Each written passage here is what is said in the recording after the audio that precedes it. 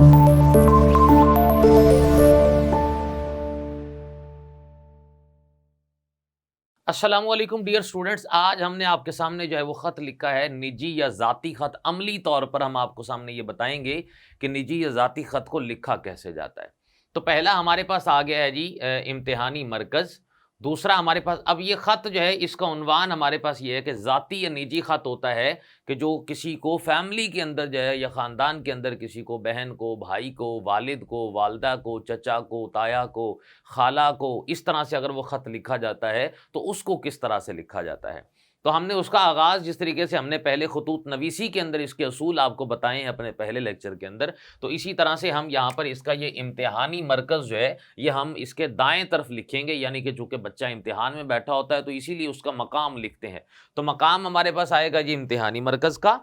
उसके बाद हमारे पास तारीख आ गई, जो कि पॉइंट नंबर 2 मैंने साथ में ब्रैकेट के अंदर मेंशन कर दिया। हमने तारीख जो ब्रैकेट में लिखा हुआ उसको नहीं लिखना, बल्कि हमने उसके साथ जो तारीख मौजूद है हमने उसको यहाँ पर लिखना है। उसके बाद अलकाब हमने इस्तेमाल किए जिस तरीके से हम जिसको मुखातिब हो रहे हैं, जैसे अगर वालिद मोहतरम को ख़त लिख रहे हैं तो हमने प्यारे अब्बा जान लिखा और हरफ निदाइया जो है वो यहाँ पर आगे निदाइया अलामत उसकी लगाई है।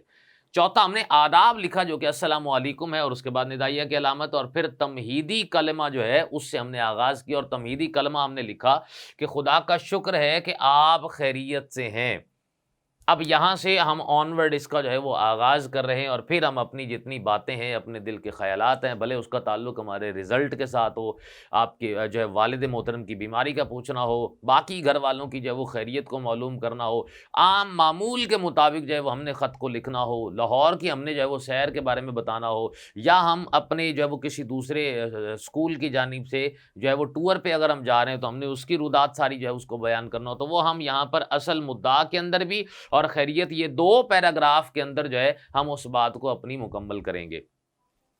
2 पैराग्राफ के बाद तीसरा पैराग्राफ भी लिखा जा सकता है, लेकिन कोशिश की जाए कि ये 2 चूँकि हम इम्तिहान के अंदर अक्सर औक़ात बैठे होते हैं और उसके अंदर हमने ख़त लिखना होता है, तो लिहाजा इंसान को अपना टाइम जो है वो बचाना चाहिए। तो वक़्त की बचत को पेश नज़र रखते हुए अगर हम 2 पैराग्राफ तक हम जो है वो इक्तफ़ा करेंगे तो हमारे लिए वो ज़्यादा बेहतर होगा। असल मुद्दा उसके अंदर हम ये कहते हैं कि ऊपर जो इबारत एक दी होती है कि अच्छा जी, मिसाल के तौर पर कहते हैं जी वालिद मोहतरम के नाम ख़त लिखें जिसके अंदर अब्बाजान से जो है वो किताबों के लिए पैसे मंगवाएं। तो फिर हम खुदा का शुक्र है कि आप खैरियत से हैं और आप बाकी सब घर वालों की खैरियत जो है वो नेक मतलूब हूँ, यानी कि मैं चाहता हूँ। और फिर ऑनवर्ड हम ये कहेंगे कि बाकी मतलब बहुत दिन हो गए मुझे आपकी याद आ रही थी और मैं कोशिश कर रहा था कि मैं ख़त आपको लिखूं, लेकिन बवजह मसरूफियत कह ले के और जो है वो क्लासों का या पढ़ाई का इतना जो है वो मेरे ऊपर जो है वो ज़ोर है और मैं इतना मसरूफ़ हूँ कि आपको मैं कुछ अरसे से ख़त लिख नहीं सका। लिहाजा आज छुट्टी थी तो मैंने बिल आखिर जो है वो वक्त निकाल कर तो आपके लिए अभी ख़त लिख रहा हूँ।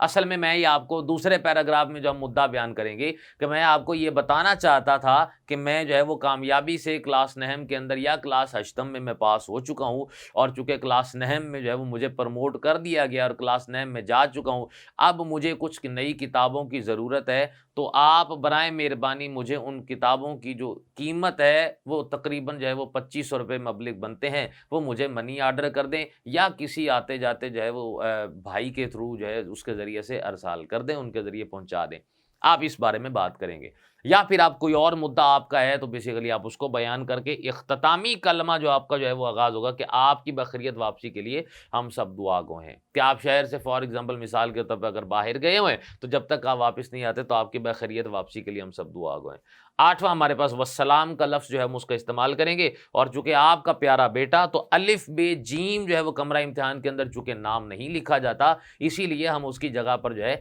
अलिफ बे जीम जो है इसको इस्तेमाल करते हैं और इस तरीके से हमारा जो ख़त है ये अपने इख्तिताम को पहुँचता है। अगर हम अपनी सारी बातों को और चीज़ों को यहाँ पर लिखते हैं, मिसाल के तौर पर अगर हम ये भी कहें कि अक्सर औक़ात अगर ये लिख देते हैं और ये लिख दें और दरमियान का जो है तमहीदी कलमा के बाद असल मुद्दा को अगर स्टूडेंट नहीं भी लिख पाता तो तब भी उसको जो नंबर हैं वो तकरीबन 5 या 6 नंबर जो है उसको इन्हीं चीज़ों के मिल जाते हैं आराम से।